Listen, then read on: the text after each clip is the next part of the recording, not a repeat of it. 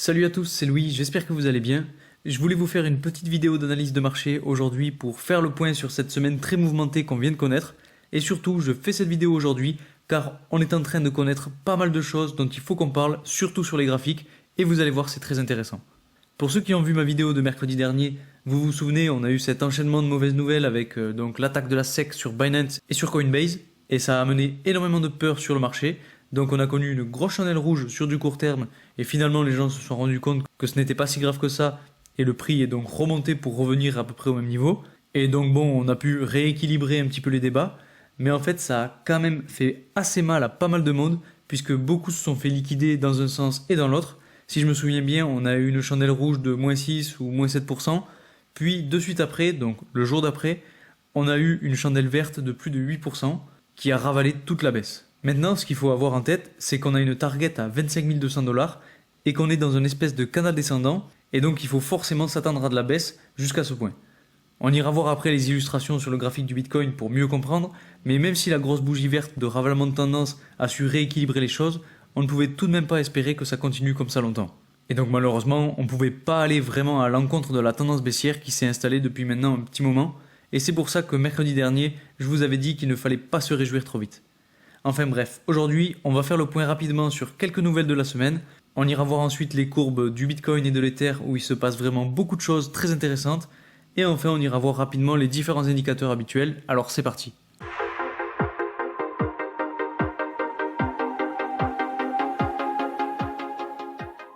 Avant de commencer cette vidéo, et comme d'habitude, pour ceux qui ne me connaissent pas, je m'appelle Louis. Je fais des vidéos sur toutes les thématiques qui tournent autour de la crypto-monnaie.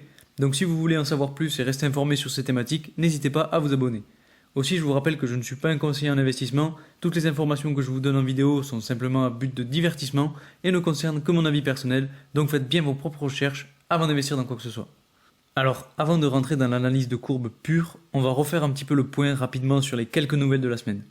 Si vous suivez l'actualité des cryptos et les nouvelles qui tournent autour, vous devez sûrement savoir qu'en ce moment la SEC, donc la sécurité des marchés financiers aux États-Unis, est en train de faire la guerre aux cryptos. Elle s'est attaquée à Binance et à Coinbase, et ce qui est vraiment génial de la part de Coinbase, c'est la réponse qu'ils ont faite. Je ne sais pas si vous l'avez vu, mais c'est vraiment la meilleure réponse qu'ils pouvaient faire.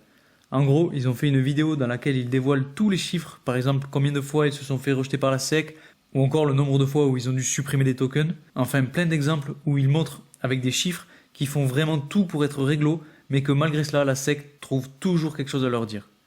Parce qu'on va pas se mentir, la SEC a très peur de l'ampleur que sont en train de prendre les cryptos, donc ils cherchent par tous les moyens à tout détruire.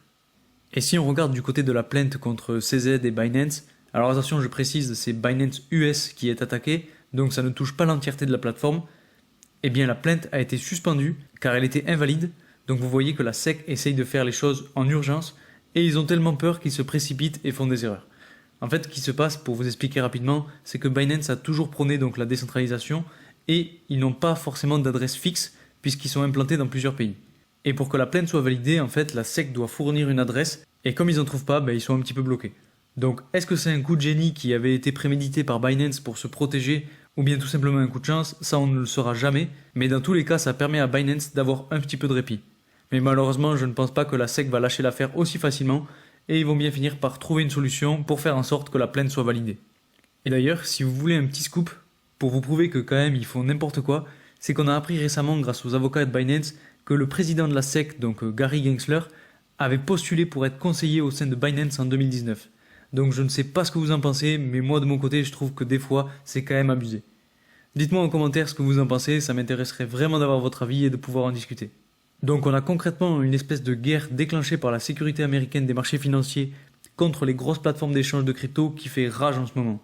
Et selon moi, en fait, celui qui gagnera sera celui qui aura le plus grand nombre de soutiens.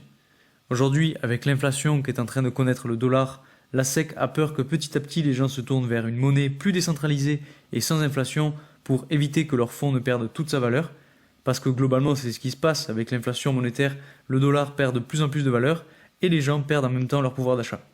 Et je pense qu'en France, on a encore un petit peu de chance par rapport à ça.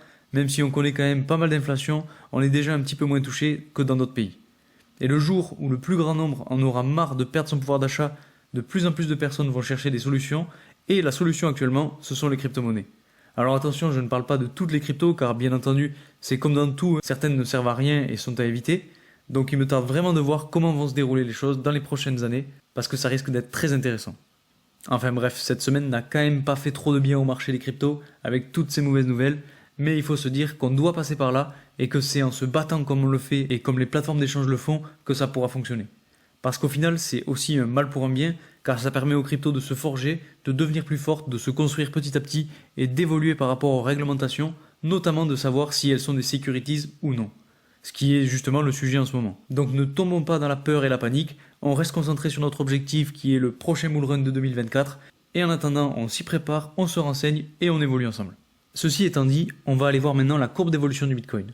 Et pour faire cette analyse, on va commencer par l'intervalle journalier, puisqu'en fait c'est là qu'on a le plus de choses à dire. Déjà, vous voyez qu'on est toujours dans notre espèce de canal descendant que j'ai tracé juste ici. Donc si vous suivez mes vidéos, vous avez l'habitude de le voir. Ensuite, on a notre fameuse ligne de support à 25 200 $ qui est donc juste ici. Et bien entendu, on a la ligne de tendance haussière que j'ai tracée donc cette fois-ci sur du plus long terme. Donc si je dézoome, vous la voyez, elle est tracée juste ici. Maintenant, si on regarde un petit peu plus en détail le cours du prix sur ces derniers jours, vous voyez que les lignes de résistance que j'ai tracées donc ici et ici ont parfaitement bien marché.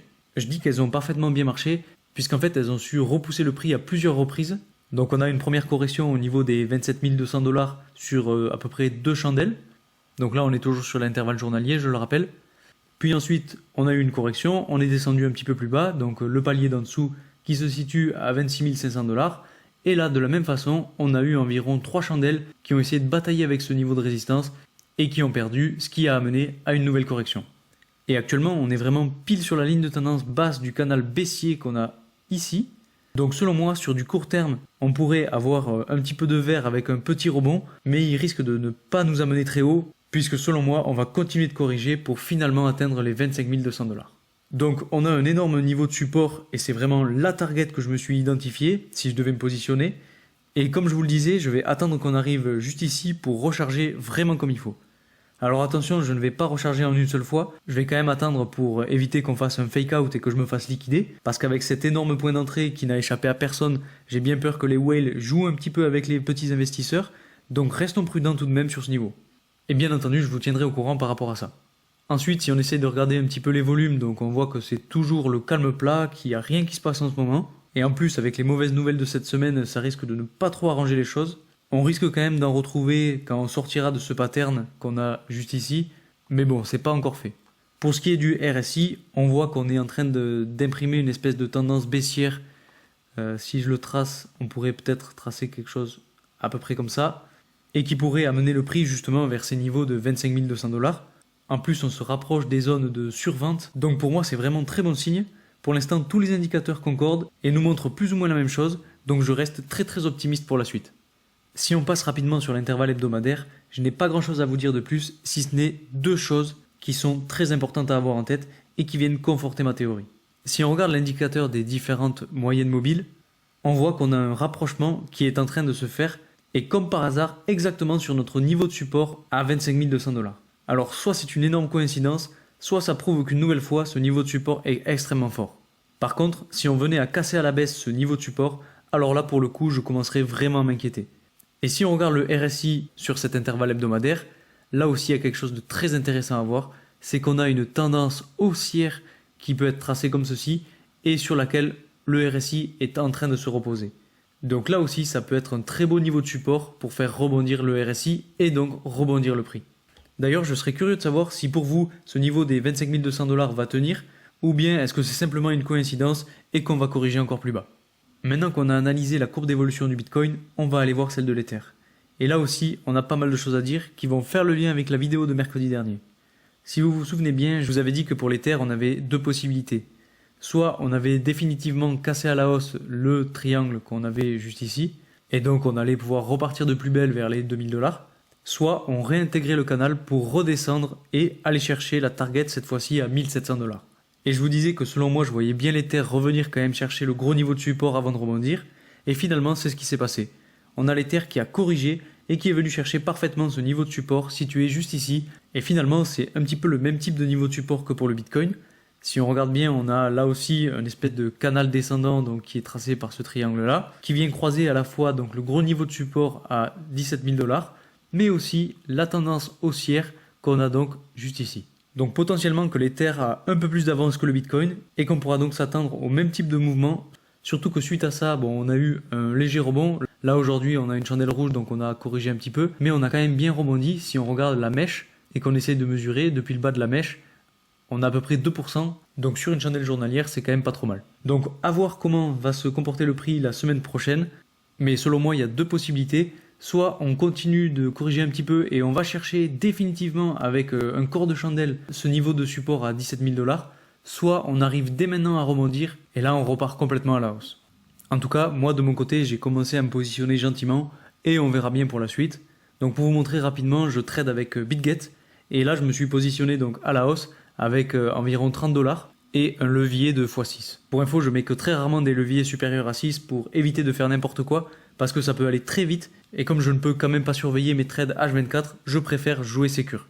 Donc pour faire ça, j'ai choisi la paire que je voulais trader, qui là, en l'occurrence, c'est l'Ether. Donc pour vous présenter rapidement, si jamais vous voulez chercher une autre paire, donc vous cliquez ici, et donc vous avez une grande diversité de crypto-monnaies que vous pouvez trader. Donc moi j'ai choisi l'Ether pour cette fois.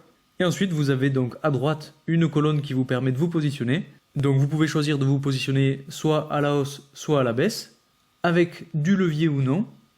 Donc il faut choisir en long et en short le levier que vous voulez mettre.